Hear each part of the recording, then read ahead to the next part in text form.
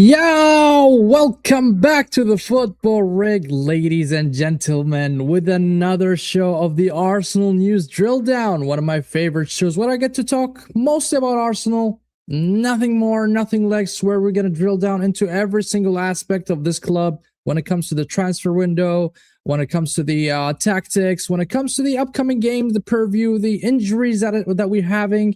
So there's a lot to drill in. There's a lot to talk about. And we are here to cover everything. And of course, hit the like button, subscribe to the channel if you are new, turn on the notification bell on if you are interested always in our content. And that will help me also to grow as a channel. But yo, first of all, we have to welcome the fraud, Danielle. Danielle, welcome your fraud. Brown envelopes, as you know. But hey, I want to talk about a lot of things, man. Arsenal have been having a lot of rumors, and as you know, January transfer window is open, and we are tied to a lot of players. There's a lot of targets in the market, but honestly speaking, I don't think we're going to do much business when it comes to the January transfer window.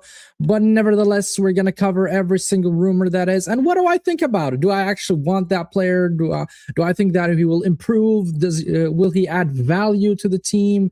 Do I think he's going to be really thriving in Arsenal Football Club, especially that we are currently in form and we are first when it comes to the Premier League, UCL, and you name it. You name it. First things first, guys, I hope you're all doing well. I hope this January, I know in some countries it's cold, so please stay warm, have your cup of tea, cup of coffee, and enjoy the show. Enjoy the show. Oh, man. January is hard to get top players. Yeah, man, I know. And Arsenal generally do not sign players, you know, in January, and that's something that I grew used to. Over the years with this football club. But anyways, we're going to talk about who we are linked to. And I'm going to start with the biggest one. And that is the star of Real Madrid, guys. The star of Real Madrid. Here we have Ibrahim Diaz linked to Arsenal for around £50 million. The Moroccan international, who is currently 26 years old. He's currently also playing for his national team, Morocco, in the AFCON, and he has actually played very well there. He scored 4 goals for Morocco, so he is one of the main reasons why Morocco are still in the tournament, even then they are hosting it. And, you know, I have a lot of faith in the club, or faith in Ibrahim Diaz to actually take Morocco all the way to the final, actually win it, because they're hosting it. I mean, come on, it's going to be a big event for Ibrahim Diaz. Now, let's talk about this. Ibrahim Diaz, £50 million, €50 million. That is a reasonable price when you're talking about the transfer window in general, especially when you buy a player of his caliber across Europe. You're not going to find less than 50 mil. When it comes to his quality, I think he's an elite player. And, you know, I'm going to be biased towards him regardless. And, you know, the guys from the Kura Pot, big up to Ash, Souls, and Saad and TK. I do genuinely like the player. But the question is he good enough for Arsenal Football Club? And my answer to you guys, and I'm going to be quite honest, and I might get a backlash and a slander from this opinion, is I genuinely think that we don't need Ibrahim Diaz. Now, you can ask me why. The reason why, first of all, we have plenty of players that are playing in the similar role and a similar profile as Ibrahim Diaz. Ibrahim Diaz, I'm having the stat right here in front of me. I'm looking at his stats. I'm going to look at last season. So last season, 24-25, let's go ahead and see. He played overall 56 games. 56 games in the season, in the last season. And when you look at the positions that he played 27 games in the right wing, 15 games on the attacking area, attacking midfield or central area, 6 on the left, and only 3, and or let's say 5 as a central forward player. Now, when you look at the right wings in Arsenal, we currently have Saka, as you know, he's our first, he's our starter. And we have on the bench Noni Madueke. And the reason why I would not want Brahim Diaz is because we have Ethan Nwaneri. Now, unless we are loaning Nwaneri out, I don't think we need a player like Ibrahim Diaz, because that will definitely mean that for me, that's a message that Arteta is saying that, hey, Nwaneri, you're not part of my plans, at least for the time being. And I like Nwaneri. I genuinely do. Last season, he had a brilliant performances, and his output is great. I think his ceiling is high. He has, massive potential, and he's one of the Hale Ends products. So, and for me, I wouldn't want to switch him for Brahim Diaz at 26 years old, who was in Real Madrid. I understand he's a good player. He's an international player. He's a professional player, but I wouldn't personally sign him. That's my personal opinion, even though, you know, that I'm biased towards, Brahim Diaz, but still, I wouldn't genuinely sign him. Let's look at his numbers when it comes to this season. This season, he played overall 18 games, right? 12 in La Liga, 6 in the Champions League. 10 of those games he played as a right wing, and 8 games he played as a central attacking midfield. And his numbers are quite shy. I forgot to mention the numbers of last season. I'm going to get back to it. So he scored 1 goal only this season, and that was in the UCL, and 2 assists so far. So his numbers are quite shy for a player that is a forward player like him. Last season, overall, from out of 56 games, he only scored 6, and he assisted 8. So that accumulates to 14 GA. And is 14 GA good enough as a forward player? For me, that's not really good. I know that he's most of the time he's not a starter. And even nowadays, I'm seeing Xabi Alonso relying more on Arda Güler, and I understand that because Arda Güler has a higher ceiling and probably more technical than Brahim Diaz. But for me, I wouldn't sign Ibrahim Diaz, and I think probably that's just a rumor, but we're here just to talk about it and have our opinion. I want your opinion, guys. Would you sign Brahim Diaz for Arsenal Football Club or for your respective clubs? I mean, talking about Daniel, would you sign him for Chelsea? Would you sign him for Liverpool? Would you sign him for any of the clubs that you guys support? Let me know in the comments. What do you guys think of the player? Would you take him for 50 million euros if he is available in January, as has been reported, or as I'm showing here in what I'm sharing my screen here, one of the news that came out from Arsenal News channel. But hey, that's my verdict about the player. I don't want the player. that's an X, guys. That's an X. That's a complete X. But there's more, guys. There's more. I mean, stay tuned, guys. We have more players. Let's just stick with Real Madrid since we're talking about Real Madrid. There's another player in Real Madrid that we are linked to, and that's the player I want. Rodrigo. The Brazilian winger is said that he could be available in January. And I think the price tag is around 60 to 70 million pound. And I think a player of that caliber is very good. Now, why do I want Rodrigo? Rodrigo, I'm sure you guys have seen a lot of Rodrigo. I'm not going to tell you who Rodrigo is. At least when it comes to the eye test, the guy passes the eye test. The guy is clinical. Maybe not the season, maybe not the last season, but across. And he's young, guys. He's 24. I think he's 24 years old, if I'm not mistaken. Let's go to Rodrigo's stats quickly so that I can confirm what I'm saying, and I'm not really bullshitting you guys, because I think the player is generally good. I've watched this player many times, and I like the player. So far this season, he played 22 games. He scored only twice, assisted 6 times, so that's a total of 6 AGA. He played right wing and left wing. Last season, his GA was 14 plus, so 25 GA last season, guys. 25. And don't forget, he's playing with the likes of Mbappe. He's playing with the likes of Vini Jr., which always, when you're playing around those high caliber players like Mbappe and Vini Jr., they're always going to steal the spotlight. They're always going to steal the spotlight. You're never going to be the superstar when Mbappe is next to you, when Vini Jr. is next to you, but yet you are still delivering in a high level. And another aspect of this player, right? Another aspect of this player is his versatility. I know a lot of Arsenal fans love this word, and probably Arteta the most. He loves the word versatility. The guy is versatile. He plays on the left, he plays on the right, and he can play also centrally. So he can cover up the 3 areas in the front. If you have an injury on the left, he will cover for you. And he's better. He's probably better than Trossard and Martinelli. So I would start him over Trossard and Martinelli. And I'm being honest and genuine here, guys. I'm serious. This guy is good. This guy is so good. Plays a bird, man. He's 24 years old. He's 24 years old. He still has a lot of years to give. And he's not starting, and he's not happy in Madrid, and there's a World Cup coming. I would, just throw the egg basket for Rodrigo. Go and get him. Rodrigo is really good. He will deliver a lot for you. A lot. And I'm sure he would start for any top Premier League club. You name it. If he goes to Liverpool, he starts. If he goes to Manchester City, he starts, even though they just signed Semenyo. Here we go.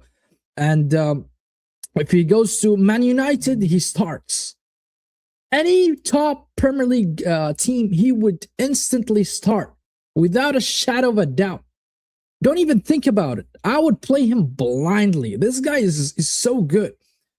Probably he had a drop-off in terms of performances and the levels lately. But I think as a 24 years old Brazilian guy coming from Real Madrid, I think you can get something out of him. And honestly speaking, I love the player. I love the player, man. I just love the player. If I'm going to sign a player, that would be the player. That's the marquee signing, in my opinion, that Arsenal actually needs. A star of that caliber. That's the upgrade. That's the improvement that we need for our football club. Because with all due respect, Martinelli, the drop-off, yeah, he had some good games. Not going to lie. Trossard is playing well. I'm not going to take that away from him. But when it comes to Rodrigo, I think you're going to upgrade massively. Massively upgrade. Massively upgrade. With all due respect to Trossard, and I rate Trossard. Trossard is one of the 2 players that has double-digit GA. The only 2 players in Arsenal Football Clubs that has a double-digit GA is Trossard and Declan Rice. That's the only 2 players, by the way. Forget about Gyökeres. Forget about Saka.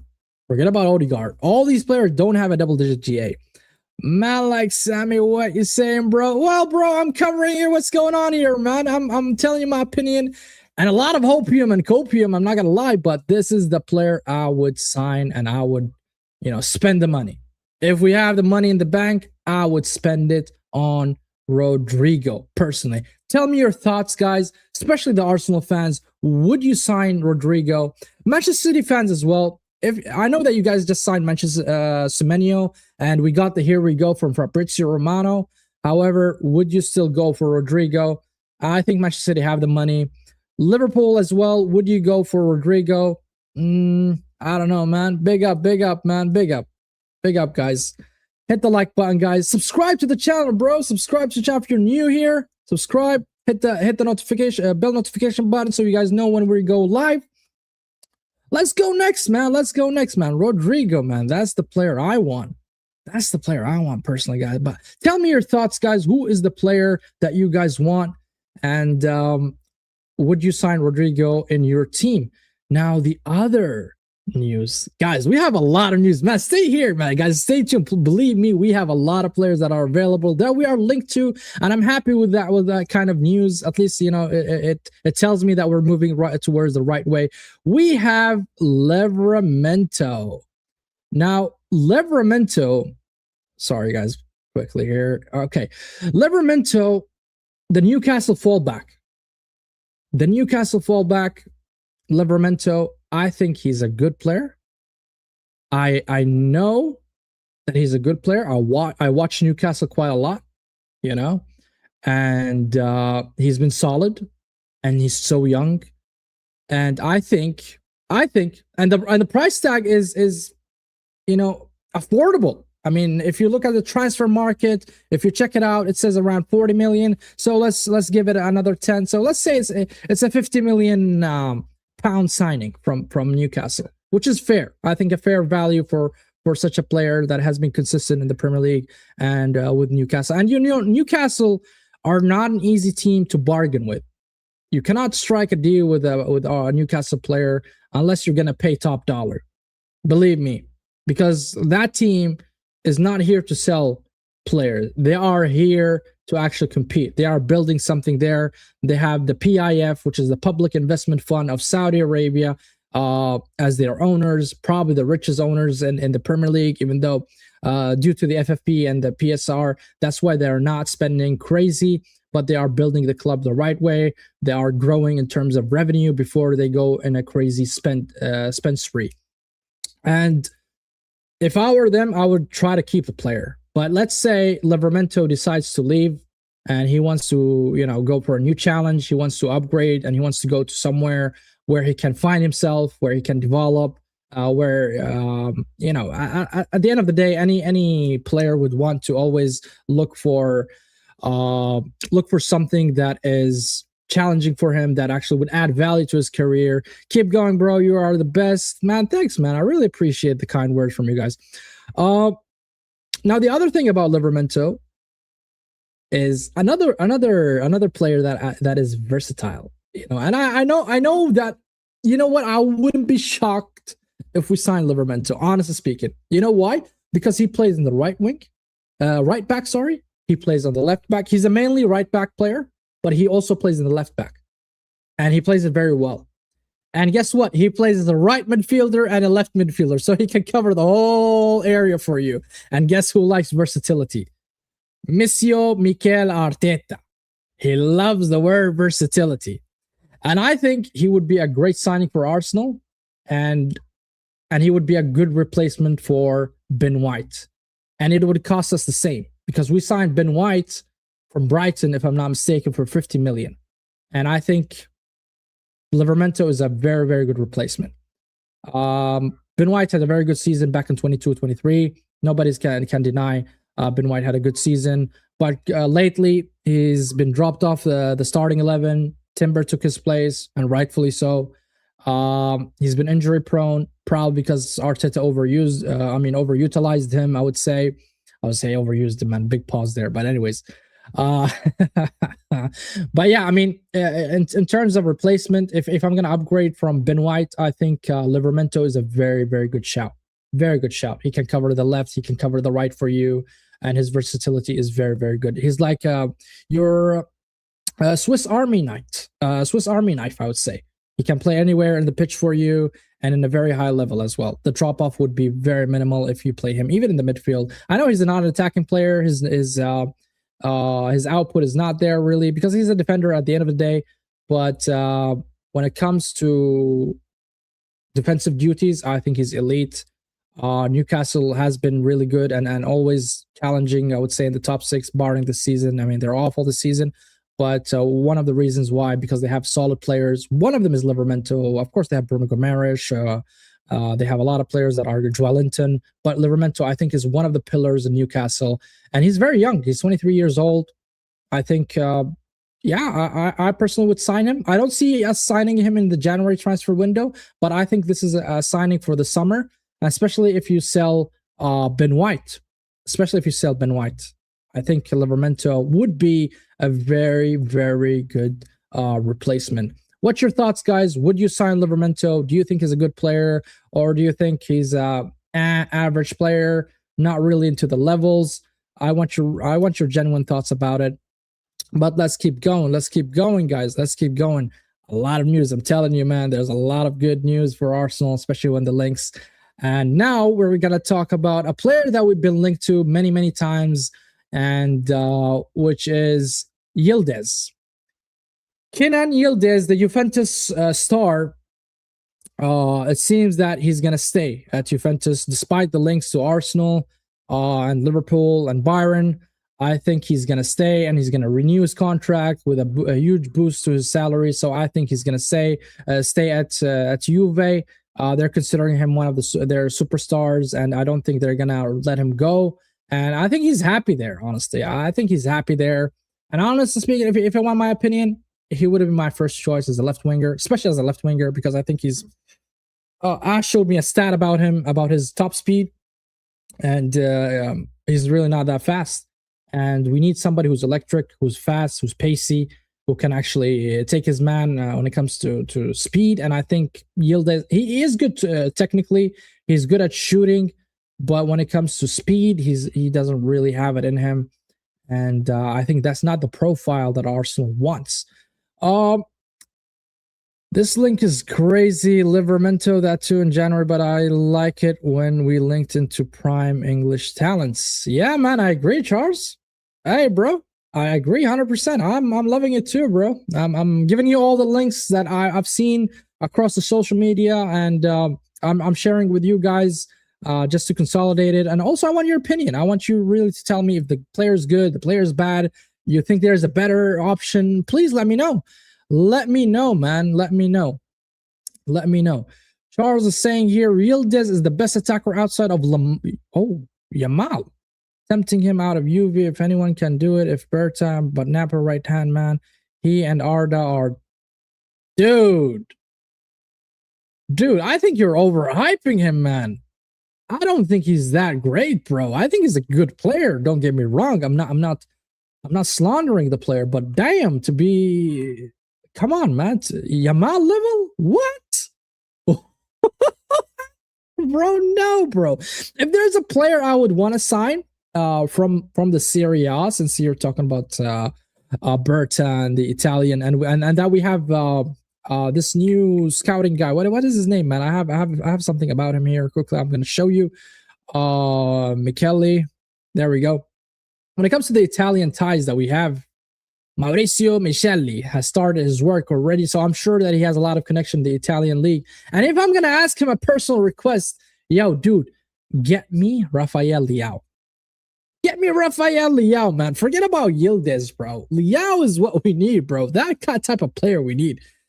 Man, what are you talking about, Yildiz, man? I think Leao is levels above Yildiz. Levels, man. Miles ahead of Yildiz, man. I wouldn't sign Yildiz, bro. Especially for the amounts of money they're asking. They're asking around 100 million pounds or 100 million euros.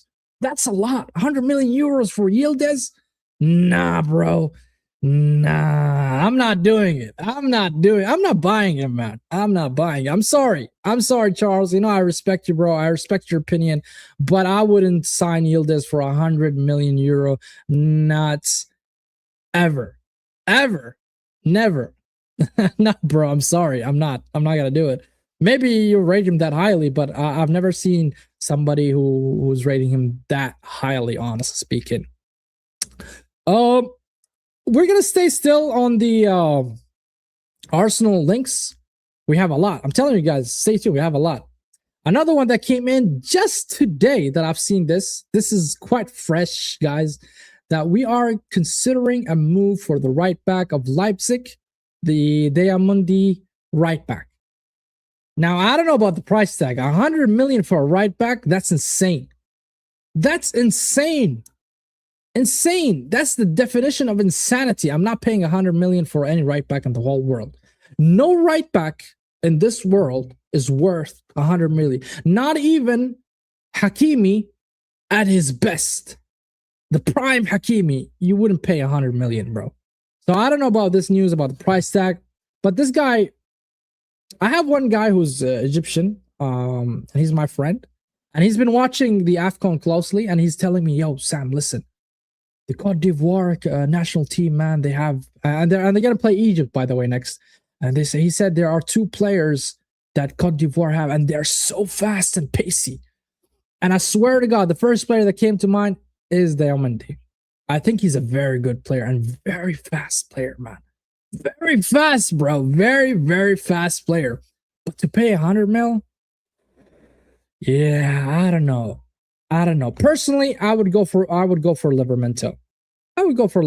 Call me crazy, call me whatever, man. I would go for Livermento rather than spending 100 million on a player that is not proven, you know. Outside of Yamal, man, I said Lamal is a higher pedestal. Okay, definitely Yildiz is the under 21 attacker prime. Liao is levels above Yildiz, but he has leveled it. Yildiz will go above Liao by 2027. I don't know. I don't see it. I don't see it. I don't see what you're seeing, Charles. I'm sorry. I have to disagree there. I have to disagree there because I don't see that he has, that kind of attributes, I would say, or technical. He has technical ability, but he's not electric, and I want an electric player. I want somebody who's gonna, run like a machine and so fast, so technical, and he has a very good shot on him. And Liao fits that. Liao fits that profile for me. No midfielder is worth 100 mil except one. We have that one, bro. Yeah. We're going to talk about him, Charles. We're going to talk about him. I'm glad you brought him up. I'm very happy you brought him up, but thank you. Thank you for the reminder. Thank you.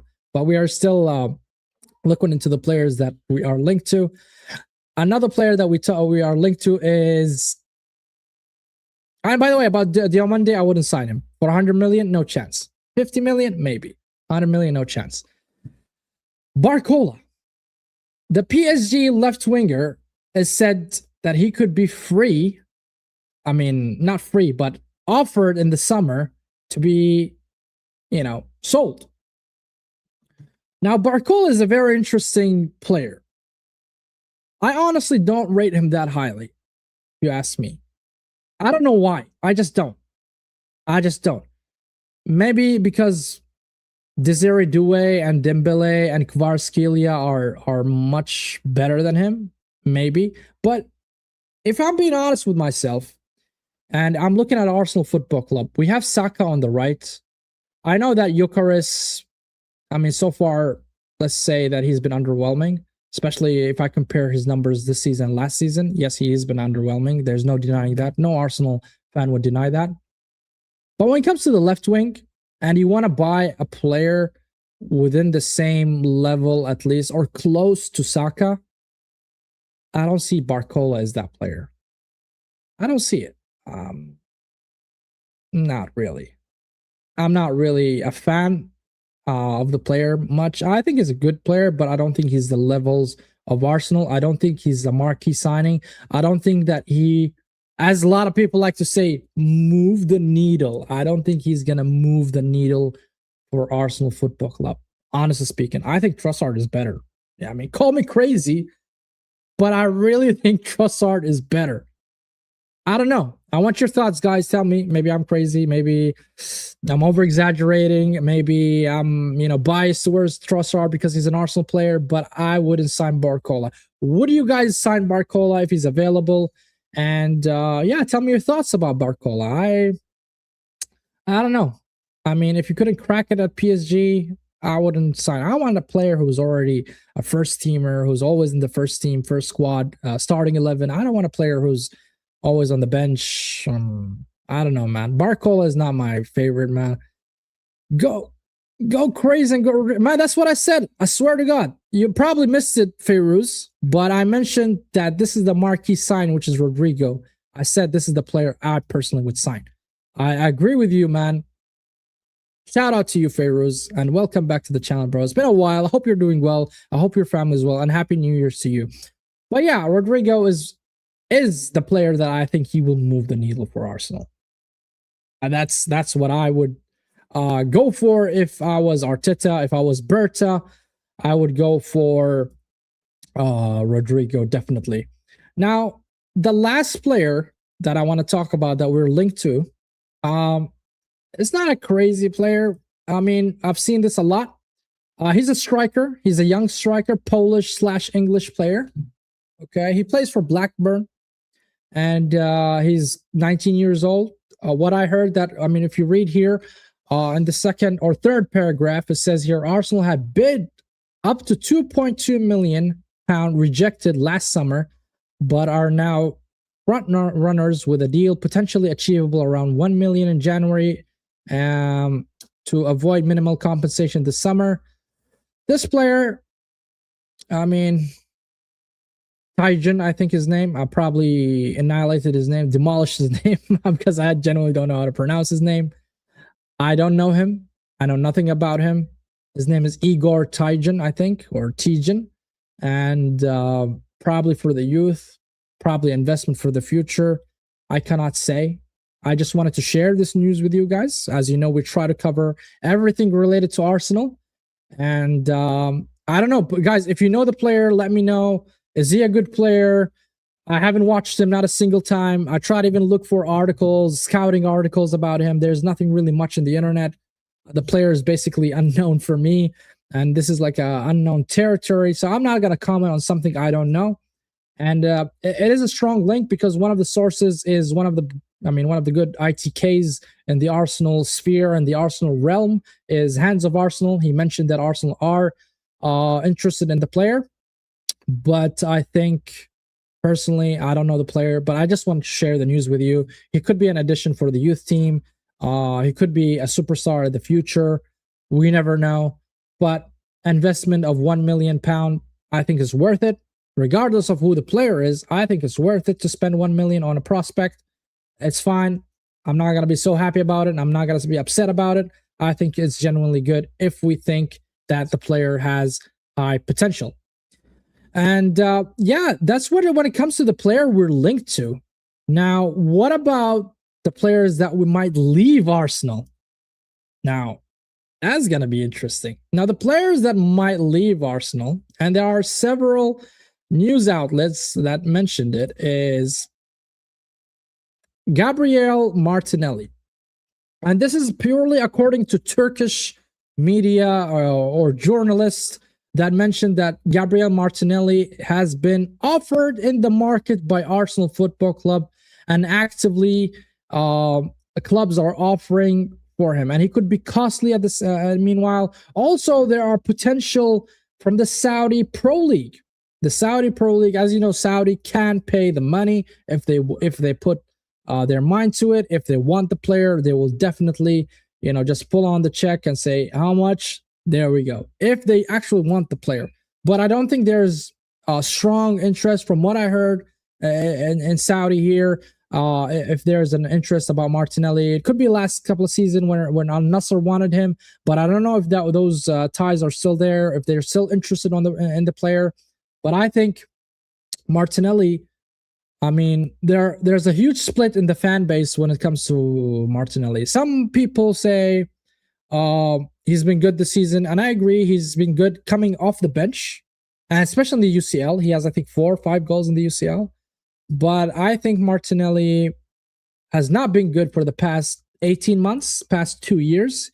He's not been the Martinelli that we all, the ceiling and the high level we've seen Martinelli. Martinelli, by the way, scored 15 goals in the Premier League alone, and now he can't even crack 5 goals. So there's a huge dip when it comes to the form and the output of Martinelli. And there are quite questions when it comes to why is Martinelli not playing to the level. And that's why our Trossard is now our starting in 11 and not him. And rightfully so. I think Trossard is better than him currently. But Martinelli, when it comes to as a super sub, terrific. But would you want to keep a player who's earning almost 200K as a super sub? Yeah, I don't know about that. 200K a week for a super sub. Damn. Hey, Arteta, don't you want a super sub, man? Believe me, I'll take 10K, and I'm ready to be the super sub. But yeah, would you sell Martinelli? I would sell him personally. Maybe a lot of Arsenal fans would disagree. Maybe a lot of Arsenal fans say no, he's good. But I would sell him, especially if we get a good offer. And there's another news here saying that has been offered, available for transfer by Arsenal, who plan to offer the Brazilian international to the Giants of Fenerbahce. And I would sell him. I would sell him so we can open up a slot for a marquee signing, i.e. Rodrigo. Rodrigo. So yeah, we need a superstar. We need a superstar. And like I said, guys, for me, it's Rodrigo. But not only that, you are selling this player because he's not been good lately, but also you can free up a little bit of the wages and clear your books because he's earning, I think, 180. Let me confirm that as well before I say something that is not true. As you know, we like to break it down with you guys with truth and facts, as we are here to drill it down in the Arsenal News Drilldown. Our Gary Martinelli's salary, let's see quickly how much he's earning. Yeah, he's earning 180. Yep. 180 pound per week. So that's quite a significant amount, man. And I don't think he's not playing to the level of 180,000 a week. But yeah, man. Well, let's see what Charles is saying here. Do you have any thoughts around Arteta yet again has called for inorganic war cry? Some supporter all a la PSG game versus organically happening as if supporter don't know who is coming. No, wait. What do you mean? Do you have any thoughts around Arteta yet again? He has called for. Are you referring to the news that Luis Enrique has not signed a renewal contract with PSG? If that's what you mean, then damn, man. Imagine if Luis Enrique is available. Now the question is, if you ask me, what do I think about Arteta?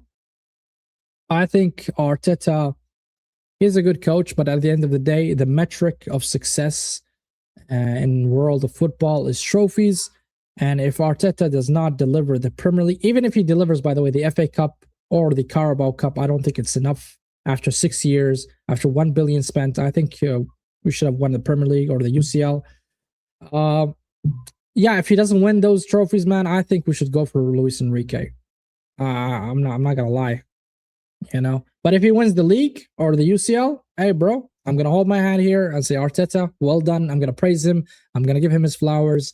But as of now, he's doing good. We're on top of the Premier League. We're top of the UCL. We're in the semifinal of the Carabao Cup. We're in the third round of the FA Cup. So I can't complain.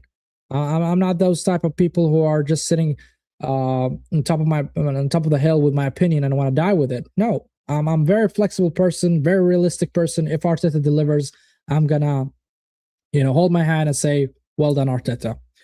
No, bro, I'm saying Arteta bigging up supporters, saying be loud, be heard, asking for this things artificially. No, I think every single club, Charles, when you're playing, I've attended a lot of games in my life, and one of the most craziest stadiums you can go to is one of the Moroccan stadiums, man. It's quite loud, and the people, when they sing the chants of the club, when they sing about the player, whatever the chant is, whatever this song is, it really vibrates. You feel the stadium, you feel the heat, and you actually, yes, you're right. It feels like a war cry. Now I got your point. Okay, I got your point. No, I think he's right to ask it. Generally, he's right to ask it, because sometimes when I watch Arsenal, especially in the Emirates Stadium, and I feel the fans are quiet. You shouldn't be quiet, man. Listen, if the opponent has the ball, man, boo them, boo. Just boo them, man. This kind of, it's a small thing. You might see it quite trivial, but it's not. Believe me, it's not. That kind of atmosphere really gives a lot of confidence and boost to the players. And it feels like the players will actually die for you on the pitch. They will die for you, man. They will go and just run around, just be aggressive, be there for your club. And I respect that. And I want more from Arsenal football fan. I want more from the fans. I would say, hey, man, scream, man. If the opponent has the ball, just boo the hell out of them. Boo the hell out of them, man. This is, I would say, the fundamentals of supporting your club. The basis of supporting your club is you give them that boost. And that should come from within. This is passion. Football is passion. I don't know about you, but for me, football is passion. And I love playing football because it's a very competitive game. And you live the atmosphere. And this is where you need to, cascade this message across the fans. But you're there, sitting there, eating your hot dog, talking to your friends on your phone. Why the hell are you there, man? If you're not an Arsenal fan, of course. I'm saying if you're a diehard Arsenal fan, man, just scream your lungs out, you know? He will not leave PSG. I heard that he's not renewing his contract, so we'll see. Keep trusting the process. You're a fraud, Daniel. You're a fraud. Do you see Manchester City dropping points against Brighton tonight? Maybe. Hey, everything's possible, man. I mean, City are without Ruben Diaz and without Gvardiol due to unfortunate injuries. I wish them all speedy recovery, but you never know. I mean, defensively, they're not really sound, so there's a possibility. I'm not gonna dismiss just the fact that Brighton, and also Brighton is a good team. They're not that bad. So yeah. So let's move on, guys. Let's move on. So now we talked about the players we're linked to, the players that will leave the club. Now we're going to talk about the injuries, right? Since we brought the injuries, that's a good segue.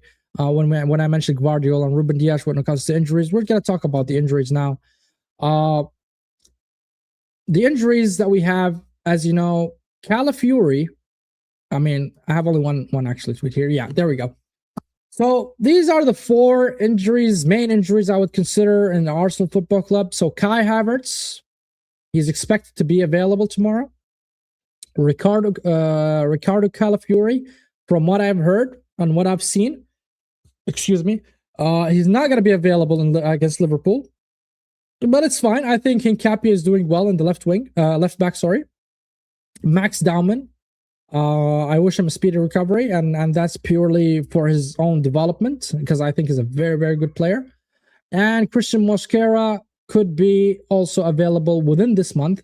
So the majority of the players are going to actually return within January. If I look at the start, I mean, the guys who's going to start for us as a starting 11 is Ricardo Calafiori. So Ricardo Calafiori is probably going to join us somewhere at mid-January. So mid-January, that means next week. I think Calafiori is going to be available next week. So probably against Inter Milan or something like that. And we don't want really to haste him and get him back if he's not fit and ready.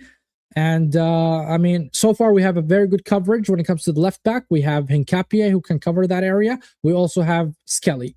So no rush. Make sure that he's fit. Make sure he's available. And so, yeah, that's when it comes to the injuries. And I want your thoughts, guys. Do you think, should we drop Hincapié to Calafiori? And who would you start if we had both fit? Would you start Calafiori? Would you start Hincapié? And don't forget about Havertz, especially that Gyökeres is not even scoring right now and he's not in form. Would you go for Havertz or would you go for Gyökeres? I want your opinion, guys. Tell me your opinion. Would you start Havertz because he suits the system? His profile is better suited for Arsenal, or would you continue with the Gyökeres? Hope that he bangs and we unlock his potential as you know he's been scoring a lot for Sporting, and if he duplicate those numbers, I think that will help us even further in our league campaign, also in other tournaments or in the UCL, as well as the cups, especially that we have upcoming games. Now, the next topic we're going to talk about is the renewal of contracts. Now, there is one player that we actually gonna probably renew his contract. Actually, two. We're going to talk about two players. Since we had Kai Havertz, we're talking about Kai Havertz. And this is interesting because I'm totally against this. Totally against this news. It says here that Arsenal are discussing and determining regarding the contract extension for Kai Havertz, which will end and expire in 2028. So that's 2 years from now to 2029. So let's assume 2029. Why would I renew for Havertz? Why? Tell me why. Tell me a good reason why I would renew for Havertz. I want your opinion, guys. Do you know that Kai Havertz is earning £280,000 a week? Do you know that? Almost 300K. And what did he offer?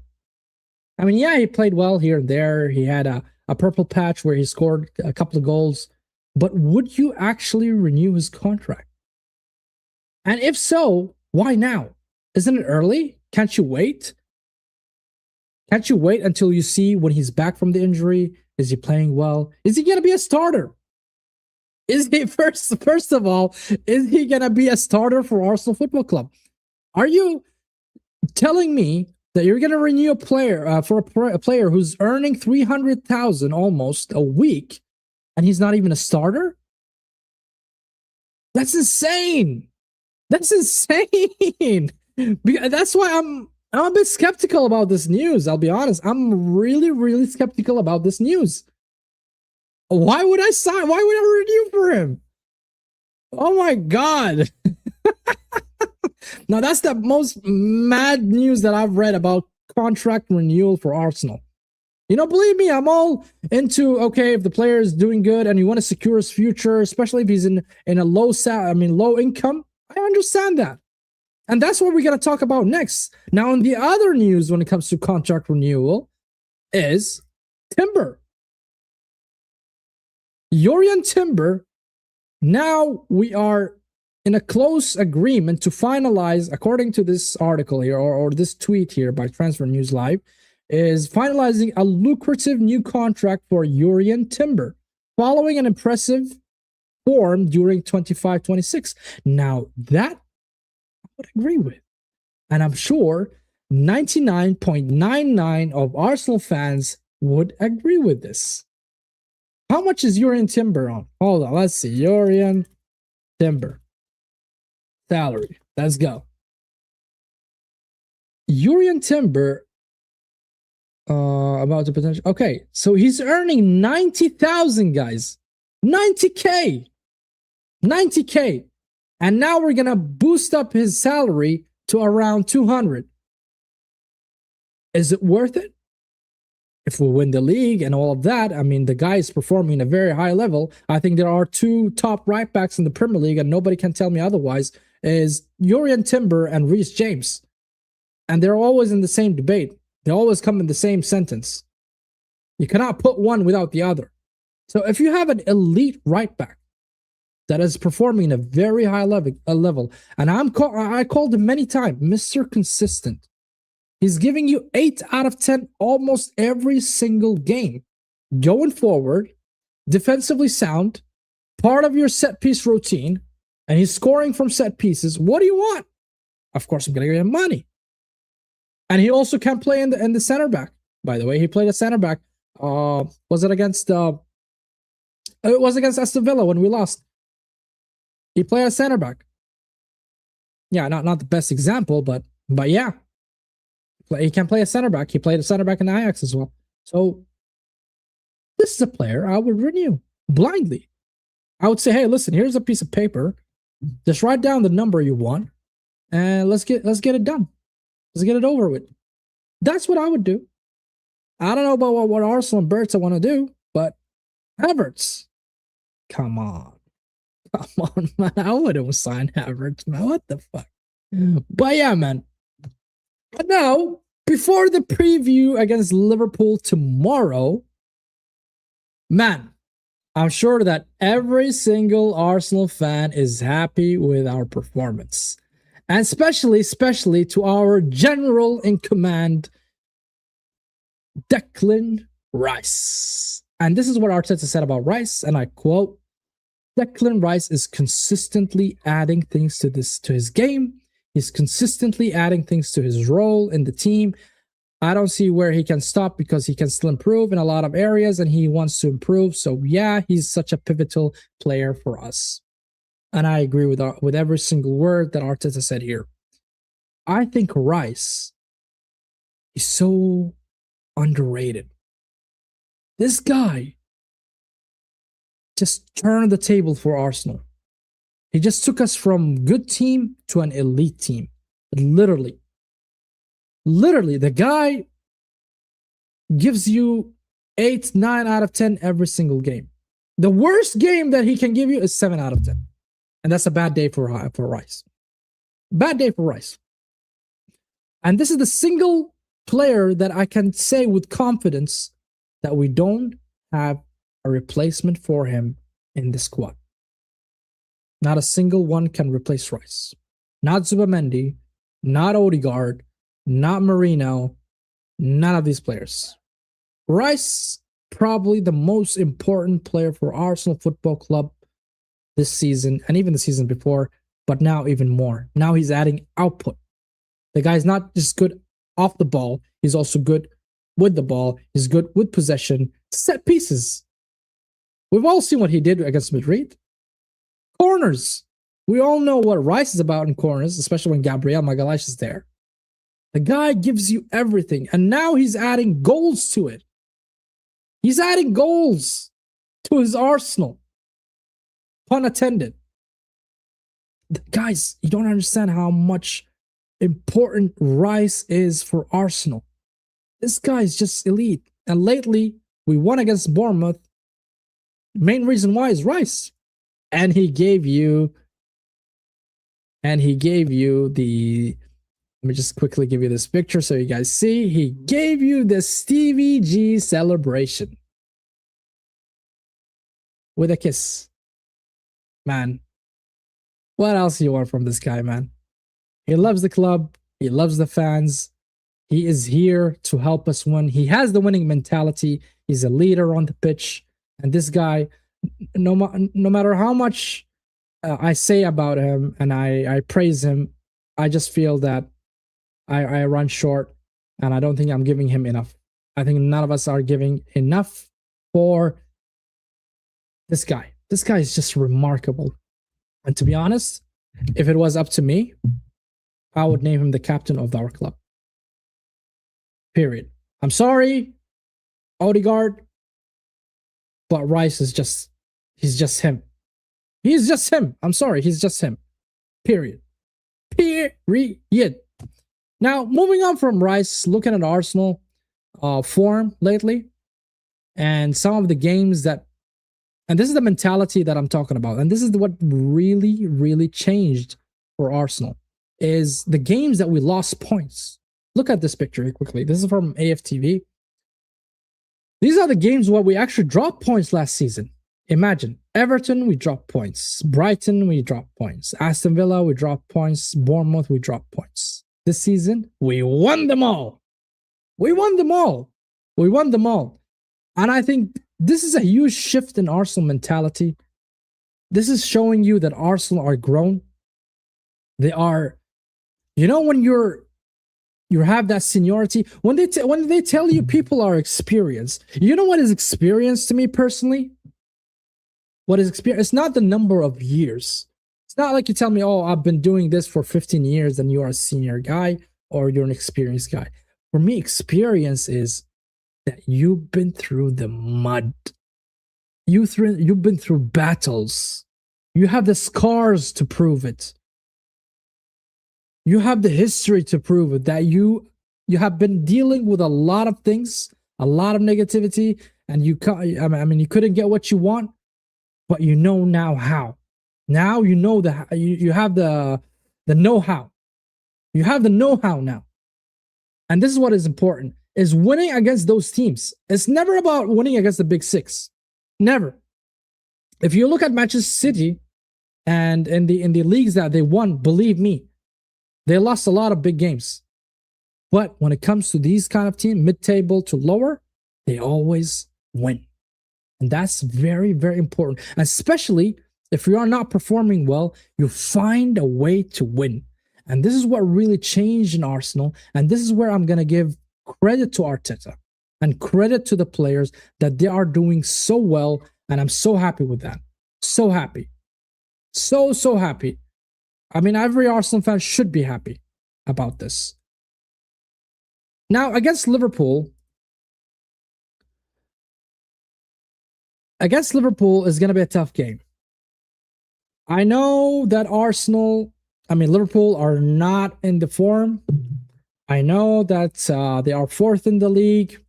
They've been losing against Nottingham Forest. They drew against Fulham. They lost to, I don't know, many teams. They're not looking so good. They lost even to PSV Eindhoven. But here's the deal. When it comes to games like this, throw all that in the bin. This is a big game. This is a game where we want to win. because Liverpool is one of the two teams that actually beaten us this season, and they won 1-0 with a worldie from Szoboszlai. Yeah, and we were really, I would say, cautious when it comes to our approach. We were really not that brave, and I think this is the time where we send another statement and we echo it across England, and we beat Liverpool. Now ground, and we continue our winning streak. If we beat them, I think we're going to be like 17 points away from them. Imagine that. 17 points away from the team that is supposed to be the favorites. If you talk about the beginning of season, they were my favorites to win the Premier League, and now they are 17 points below us. That's a massive thing. That's a massive, massive thing. I never ever thought this will actually happen. I genuinely never saw that coming. I'm going to be honest. I never thought that I would see the downfall of Liverpool this season, and that quick. Now, the last thing I want to talk about is Arsenal will be the first top flight team in history. And this is an interesting stat. And that's the last thing I want to share with you guys. Will be the first top flight team in history to play away in 4 competitions in 10 days. Now, on the 11th, we're going to play Portsmouth. On the 14th, we're going to play Chelsea in the Carabao Cup in the semi-final. Nottingham Forest on the 17th, away. And that's going to be Premier League, of course. And Inter Milan in the UCL, away.